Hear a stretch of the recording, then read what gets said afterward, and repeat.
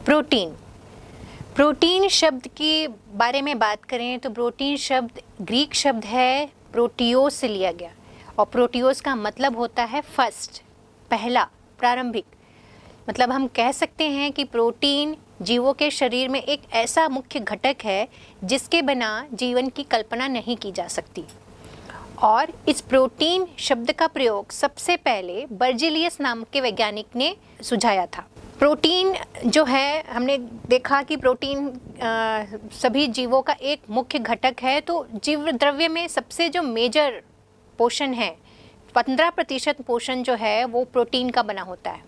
और प्रोटीन की परिभाषा के बारे में बात करें तो परिभाषा ये होगी, प्रोटीन प्रत्येक जीव में पाए जाने वाला एक जटिल कार्बनिक यौगिक है जो कार्बन, हाइड्रोजन, ऑक्सीजन और नाइट्रोजन तत्वों से मिलकर बना होता है। और इसका जल अपघटन करें तो ये अमीनो अम्ल देता है ना। मतलब क्या? प्रोटीन एक कार्बनिक यौगिक है जिसमें कार्बन, हाइड्रोजन, ऑक्सीजन, नाइट्रोजन जैसे तत्व समाहित हैं, और इसका यदि हम जल अपघटन कराएं तो हमको जो प्रोडक्ट मिलेगा वो अमीनो एसिड होगा, अमीनो अम्ल। कुछ प्रोटीन्स में सल्फर और फास्फोरस भी पाया जाता है। ये सबसे ज़्यादा अणुभार वाले यौगिक होते हैं जिसमें जितने भी अमीनो अम्ल हैं वो पेप्टाइड बॉन्ड के द्वारा जुड़े रहते हैं। तो अमीनो अम्ल की एक श्रृंखला है, तो अमीनो अम्ल की जो श्रृंखला है वो किस बॉन्ड के द्वारा जुड़ी रहेगी? तो उस बॉन्ड का नाम है पेप्टाइड बॉन्ड। ठीक है, तो प्रोटीन की अब रासायनिक संरचना देखते हैं। तो हमने देखा कि प्रोटीन क्या है? अमीनो अम्ल की चेन है, अमीनो अम्ल की एक श्रृंखला है। इसलिए अमीनो अम्ल को हम कह सकते हैं कि प्रोटीन की जो संरचनात्मक इकाइयाँ, जो फंक्शनल और इम्पॉर्टेंट जो यूनिट है वो कौन होगी? अमीनो अम्ल, अमीनो एसिड। प्रोटीन के एक अणु में एक या एक से अधिक अमीनो अम्ल की चेन पाई जाती है। और विभिन्न प्रकार के जो प्रोटीन है उसमें इस श्रृंखला की लंबाई कम या ज़्यादा हो सकती है। तो मतलब प्रोटीन जो है अमीनो एसिड की चेन से मिलकर बना है, और ये अमीनो एसिड की जो चेन है वो छोटी भी हो सकती है और बड़ी भी हो सकती है। जैसे सबसे छोटी श्रृंखला, यदि सबसे छोटी श्रृंखला का प्रोटीन यदि हम लोग देखें, अभी तक हमको मिला है इंसुलिन, जिसमें केवल 51 अमीनो अणु पाए जाते हैं। और वहीं जो कीमोट्रिप्सिन की बात करें तो उसमें 246 अमीनो एसिड्स पाए जाते हैं। और वहीं हमारे हीमोग्लोबिन की बात करें तो 574 मतलब 574 अमीनो अम्ल हीमोग्लोबिन में पाए जाते हैं। मतलब अमीनो एसिड की जो मात्रा है, अमीनो एसिड की जो श्रृंखला है वो कम या ज़्यादा हो सकती है। और ये जो अमीनो अम्ल है इनके अणुओं के बीच पेप्टाइड बॉन्ड बने रहते हैं जिसके थ्रू ये आपस में एक दूसरे से जुड़े रहते हैं। प्रोटीन निर्माण के समय अमीनो अम्ल जो हैं अणुओं के बीच में पेप्टाइड बॉन्ड बनाते हैं। तो ये जो पेप्टाइड बॉन्ड है इसमें एक अमीनो अम्ल का अमीनो ग्रुप दूसरे अमीनो अम्ल के कार्बोक्सिल ग्रुप से जुड़ता है ना। तो पेप्टाइड बॉन्ड किससे बोल रहे हैं? दो अमीनो अम्ल जो है आपस में पेप्टाइड बॉन्ड के द्वारा जुड़े हैं, यहाँ तक तो हमने समझ लिया। अब ये पेप्टाइड बॉन्ड किसको बोल रहे हैं? तो एक अमीनो एसिड का अमीनो ग्रुप और दूसरे अमीनो एसिड का कार्बोक्सिल ग्रुप, ये दोनों आपस में जिस भी बॉन्ड के थ्रू जुड़े हैं उसको हम लोग कहते हैं पेप्टाइड बॉन्ड। ये जो हैं एक ही प्रकार के एक बहुत सारे जो अमीनो अम्ल अणु के पेप्टाइड बॉन्ड के द्वारा जुड़ने के कारण ही हम लोग इसको पॉलीपेप्टाइड कहते हैं। जैसे एक पेप्टाइड बॉन्ड ही तो नहीं होगा, बहुत सारे पेप्टाइड होंगे। तो यदि बहुत सारे पेप्टाइड बॉन्ड आपस में जुड़ते हैं तो हम उसको पॉलीपेप्टाइड कहते हैं। और हर एक पॉलीपेप्टाइड के, प्रत्येक पॉलीपेप्टाइड के एक सिरे पर एक फ्री या एसाइलेटेड अमीनो ग्रुप दूसरे सिरे के कार्बोक्सिलिक समूह पाया जाता है। मतलब पेप्टाइड बॉन्ड में क्या रहेगा? एक साइड में हमको मिलेगा कार्बोक्सिल ग्रुप और दूसरे साइड में क्या मिलेगा हमको? Amino group. कभी कभी सेल के अंदर छोटे पेप्टाइड्स भी पाए जाते हैं। यदि किसी पेप्टाइड श्रृंखला में 2 ही अमीनो अम्ल हो तो उसको हम लोग डाईपेप्टाइड कहते हैं। और वैसे यदि इसे श्रृंखला में बढ़ाते जाएं, यदि 3 अमीनो अम्ल बना दे तो उसको हम लोग ट्राईपेप्टाइड कहेंगे। 4 अमीनो अम्ल होंगे तो उसको हम लोग टेट्रापेप्टाइड कहेंगे। और स्तनधारियों में, मतलब जो मैमल्स हैं, उसमें सबसे महत्वपूर्ण जो इंसुलिन है, हार्मोन है, वो जो मिलता है उसकी वो 2 भिन्न पॉलीपेप्टाइड का बना है, मतलब इसमें भी पॉलीपेप्टाइड का तो है, पॉलीपेप्टाइड से बना है, लेकिन 2 अलग अलग टाइप के पॉलीपेप्टाइड से बना है। एक अल्फा पॉलीपेप्टाइड है और एक बीटा पॉलीपेप्टाइड है। और हाँ, ये जो इंसुलिन की संरचना है कि वो किस तरह के पॉलीपेप्टाइड से मिलकर बना है, उसका जो डिटेल में स्टडी की थी सैंगनस ने, सैंगनस नाम के वैज्ञानिक थे, उन्होंने इंसुलिन के स्ट्रक्चर के बारे में बताया और तभी हमें पता चला कि इंसुलिन 2 भिन्न पॉलीपेप्टाइड अल्फा और बीटा का बना होता है। अल्फा पॉलीपेप्टाइड श्रृंखला में 21 एमिनो एसिड्स हैं, तो वहीं बीटा पॉलीपेप्टाइड में 30 एमिनो अम्ल पाए जाते हैं। मतलब अल्फा पॉलीपेप्टाइड चेन जिसमें 21 और बीटा पॉलीपेप्टाइड चेन जिसमें 30 अमीनो अम्ल पाए जाते हैं। और इस प्रकार इंसुलिन में कुल 51 अमीनो अम्ल के अणु पाए जाते हैं। अब प्रोटीन की संरचना के आधार पर देखें, प्रोटीन के स्ट्रक्चर के आधार पर देखें तो प्रोटीन के स्ट्रक्चर को हम लोग 4 प्रकार से पढ़ सकते हैं। एक primary structure, secondary, tertiary and quaternary.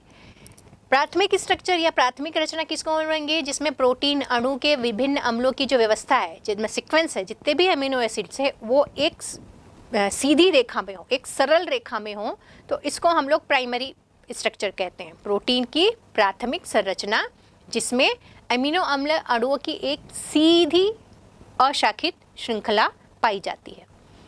वहीं द्वितीयक संरचना की बात करें तो ये जब यही चेन जो है वो हेलिकल बदल जाए, है ना, हेलिकल्स मतलब ऐसे घूम जाए, थोड़ी सी क्वाइल्ड हो जाए, तो इस हेलिकल संरचना को हम लोग द्वितीयक प्रोटीन की संरचना कहते हैं और अल्फा हेलिक्स या अल्फा संरचना कहते हैं। इसके अलावा यदि ये जो संरचना है शीट्स में पाई जाएंगी, है ना, शीट्स में, एक तो हेलिकल्स जो ऐसे क्वाइल्ड में पाई जाएंगी और वहीं यदि शीट में पाई जाएंगी तो उसको हम लोग बीटा शीट या बीटा संरचना कहते हैं। तो जो द्वितीयक संरचना है उसमें अल्फा हेलिक्स और बीटा शीट दोनों प्रकार की संरचना पाई जाती है। तो इस तरह की जो संरचना है वो कहलाती है प्रोटीन की द्वितीयक संरचना। तीसरा आता है तृतीयक संरचना। तो बहुत सारी प्रोटीन हैं जिसमें लंबी लंबी पॉलीपेप्टाइड श्रृंखला होती है और उन श्रृंखला का क्वाइल्ड या कुंडलीकरण या वलयीकरण हो जाता है। इसके कारण ये जो प्रोटीन का अणु है 3D शेप में दिखता है, मतलब त्रिविमीय संरचना के रूप में यदि प्रोटीन का अणु दिख रहा है तो उसको हम लोग कहते हैं तृतीयक संरचना प्रोटीन की। ये तृतीयक संरचना मोस्टली क्या है, एंजाइम्स की क्रियाशीलता के कारण या हार्मोन के किसी विशिष्ट गुण के कारण ये लोग क्या हो जाते हैं, 3D शेप में हो जाते हैं और तृतीयक संरचना इसे ही कहते हैं। नेक्स्ट आता है चतुर्थक संरचना। तो चतुर्थक संरचना क्या है, जिसमें वो संरचना जिसमें इसके एक अणु में एक से ज़्यादा पॉलीपेप्टाइड श्रृंखला पाई जाती हैं।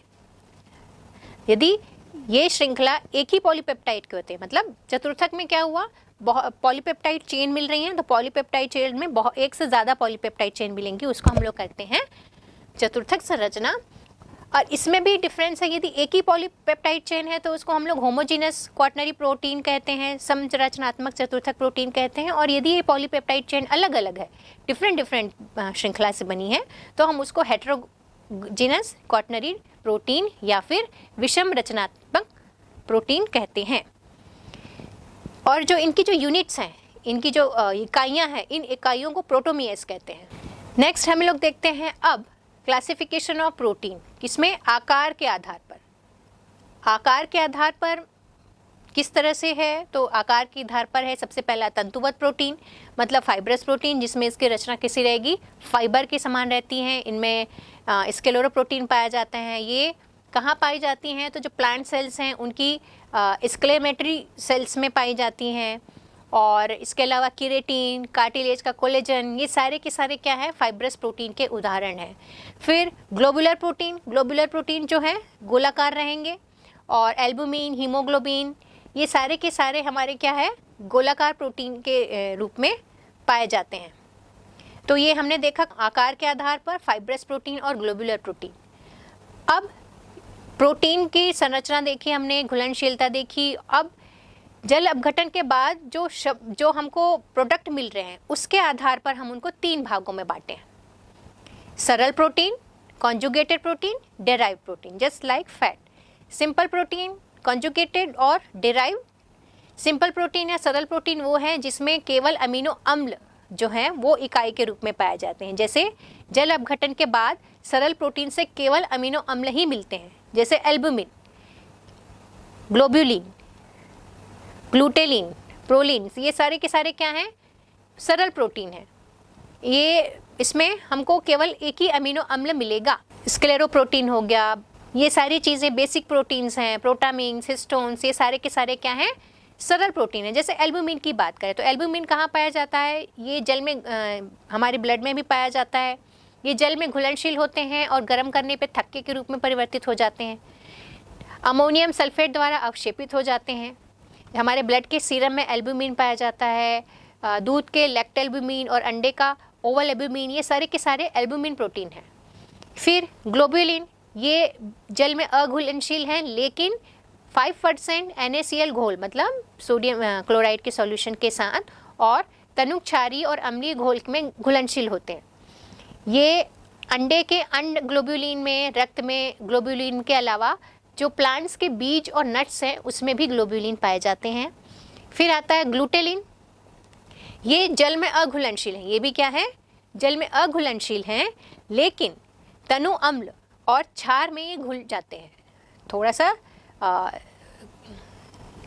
तनु अम्ल और क्षार में घुल जाते हैं और गर्म करने पर ये भी थक्के में बदल जाते हैं, मतलब कोएगुलेट हो जाते हैं। जैसे चावल में आर्जिनिन और गेहूं में ग्लूटेनिन जो है इस रूप में पाया जाता है।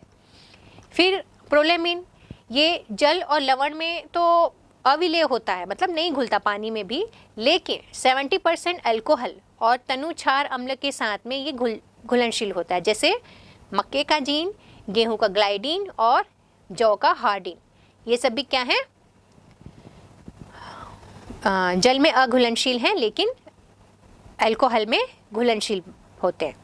नेक्स्ट है एल्ब्यूमिनाइड्स या फिर इसी को हम लोग कहते हैं स्क्लेरोप्रोटीन। ये पानी में और जितने भी जो उदासीन सॉल्यूशन है उसमें और अम्ल, तनु अम्ल और क्षार इसमें अघुलनशील है, लेकिन यहाँ पर ये स्ट्रॉन्ग एसिड और स्ट्रॉन्ग बेस है उसमें घुलनशील होता है ना, मतलब प्रबल अम्ल और प्रबल क्षार में ये घुलनशील होता है। मोस्टली ये जो एनिमल्स के जो कनेक्टिव टिश्यू हैं, संयोजी ऊतक हैं और उनके बाह्य आवरण में पाया जाता है। बाल, सींग और नाखून, इन सब में जो केराटिन पाया जाता है वो क्या कहलाता है? एल्ब्यूनाइड और स्क्लेरोप्रोटीन ही है। इसके अलावा है क्षारक प्रोटीन। ये प्रोटीन जो है प्रबल क्षार के गुण को प्रदर्शित करते हैं, मतलब इसमें स्ट्रॉन्ग बेस रहता है। इसमें क्षारक प्रोटीन नाम ही है तो स्ट्रॉन्ग बेस होगा। 2 प्रकार के होते हैं ये भी, प्रोटामीन और हिस्टोन। प्रोटामीन ये जल और अमोनियम हाइड्रोक्साइड, यदि पानी और अमोनियम हाइड्रोक्साइड का जो में उसको ये विलेय होते हैं, घुलनशील होते हैं और गर्म करने पर ये कोएगुलेट नहीं होते। जैसे अभी हमने देखा बहुत सारे जो प्रोटीन हैं वो गर्म करने पे थक्का बना रहे थे, लेकिन ये थक्का नहीं बनाता। ये कहाँ पाया जाता है? तो मछली के शुक्राणु एवं न्यूक्लिक एसिड में पाया जाता है प्रोटामीन। हिस्टोन कहाँ पाया जाता है? ये जो है पानी में और जो तनु अम्ल है उसमें घुलनशील रहता है, लेकिन तनु अमोनियम हाइड्रोक्साइड में अविलेय होता है। ये भी इसका एक गुण है। हिस्टोन जो है एसिड में तो घुल जा रहा है, लेकिन जो तनु अमोनियम हाइड्रोक्साइड है उसमें नहीं घुलेगा। गर्म करने पर यह भी थक्के का निर्माण नहीं करता और ये डीएनए के साथ पाया जाता है ना। जो हिस्टोन से अभी आगे डीएनए है उसमें भी देखेंगे तो हिस्टोन उसमें पाया जाता है। डीएनए का one of the major component है हिस्टोन। नेक्स्ट है हमारा कॉन्जुगेटेड प्रोटीन। कॉन्जुगेटेड प्रोटीन जिन प्रोटीन के अणुओं के साथ अमीनो अम्ल के अलावा दूसरे समूह पाए जाते हैं उनको हम कहते हैं संयुग्मित प्रोटीन या कॉन्जुगेटेड प्रोटीन। जैसे carbohydrate, nucleic acid, phosphoric acid, धातु के आयन्स, ये सब चीज़ जो है प्रोटीन के अणु के साथ समाहित हो सकते हैं और ये मिलकर जो जिस भी प्रोटीन का निर्माण करेंगे उसको हम कहते हैं संयुग्मित प्रोटीन। संयुग्मित प्रोटीन तो जो अवयव इस प्रोटीन के साथ जुड़ा है उसके आधार पर इसका नामकरण है। जैसे न्यूक्लियोप्रोटीन, तो न्यूक्लियोप्रोटीन में क्या है? ऐसे प्रोटीन में न्यूक्लिक एसिड जो है वो प्रोस्थेटिक समूह के रूप में पाए जाते हैं। प्रोस्थेटिक समूह मतलब वो ग्रुप जो प्रोटीन के साथ अपनी सहभागिता दर्शाते हैं।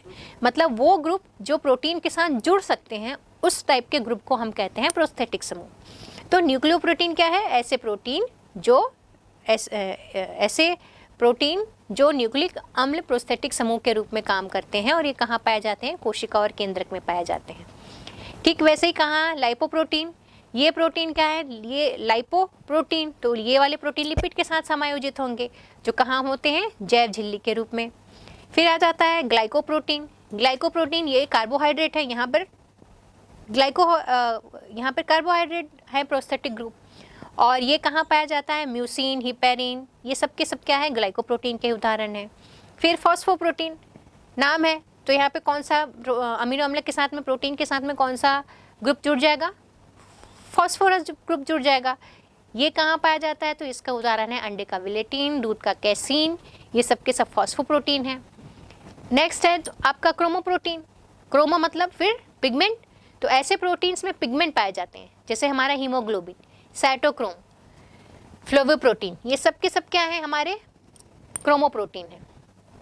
नेक्स्ट है हमारा मेटलोप्रोटीन, धात्विक प्रोटीन, जिसमें मेटल्स रहेंगे, जैसे कि लौह प्रोफायरिन प्रोटीन या साइकोप्लाज्मिन, ये सब क्या है? धात्विक प्रोटीन के उदाहरण है, जो कि हमारे ब्लड में पाए जाते हैं। अब आ जाते हैं डेराइव्ड प्रोटीन। डेराइव्ड प्रोटीन किसको बोलेंगे? जो ऊपर के जो दोनों प्रोटीन हमने पढ़ा, उसको जल अपघटन कराने के बाद जो विभिन्न प्रकार के जो पदार्थ बनेंगे, इन पदार्थों को सम्मिलित रूप से हम लोग क्या कहेंगे? व्युत्पन्न प्रोटीन या डेराइव्ड प्रोटीन। मतलब सरल और संयुग्मित प्रोटीन का जल अपघटन के कारण, जल अपघटन से विभिन्न चरणों में भिन्न भिन्न पदार्थ बनते हैं।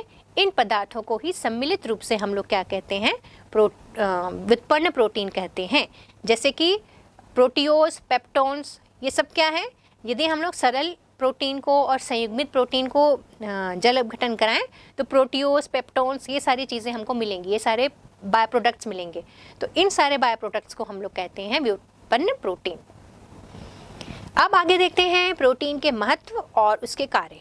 तो सबसे पहला तो बहुत ज़रूरी संरचनात्मक घटक के रूप में हमने भी देखा, हमारी ही कोशिकाओं में बहुत सारे रूप में प्रोटीन मौजूद हैं। प्रोटीन कोशिकाओं में, शरीर की संरचना में और मेम्ब्रेन में, झिल्लियों में, इन सारे बाल में, नाखून में, इन सारे में क्या है? प्रोटीन है।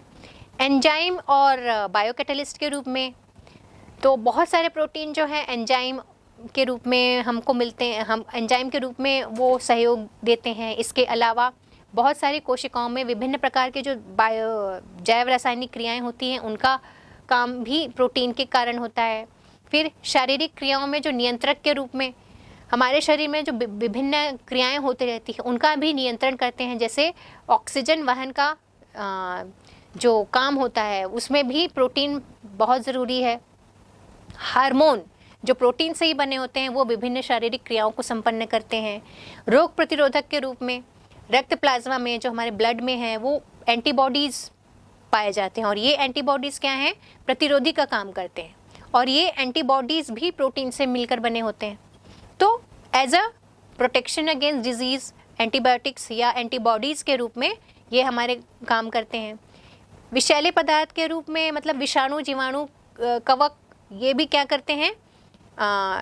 रोग उत्पन्न करते हैं। प्रोटीन एक विष की तरह काम करता है, तो ये क्या करते हैं? डिजीज़ प्रोड्यूस करने में भी प्रोटीन जो हैं मेजर रोल प्ले करते हैं, क्योंकि जो एंटीजेंस हैं जो हमारी बॉडी में डिजीज़ प्रोड्यूस करते हैं, डिजीज़ इंड्यूस करते हैं, वो भी प्रोटीन से ही मिलकर बने होते हैं।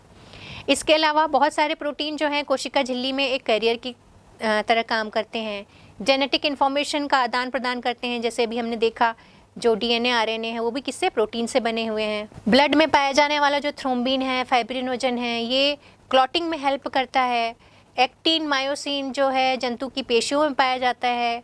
फिर जो वृद्धि है, प्रजनन क्रियाएं हैं, इन सब में प्रोटीन सबसे ज़्यादा यूज़ होता है, क्योंकि हार्मोन के बनने में, शरीर की मरम्मत में, इन सब में प्रोटीन की आवश्यकता होती है।